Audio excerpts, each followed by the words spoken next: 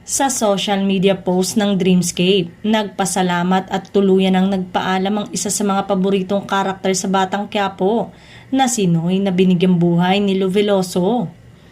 Hindi lang ang mga manonood ang nalungkot, ibinahagi mismo ni Lu ang kanyang kalungkutan tungkol sa pamamaalam niya sa serye, lalo na nakabuo na umano siya ng tunay na pagkakaibigan at isang pamilya kasama ang kanyang mga co-star sa nakalipas na 2 taon. Nag-umpisa tayo dito na isang pamilya, isang bahay. Napakaraming nangyayari, kaguluhan, pagmamahalan, kakulitan. Siyempre, mamimiss mo yon pag umaalis ka sa isang programa na yung pamilya, higit pa sa pagkakaibigan. Iiwan din umano ni Lu ang palabas na may dalang mahahalagang aral.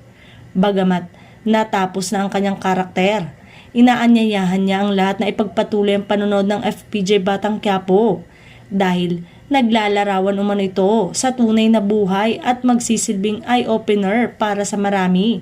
Dito umiikot ang talambuhay ng mga kababayan natin na nakatira dyan sa Quiapo. Dagdag pa nito.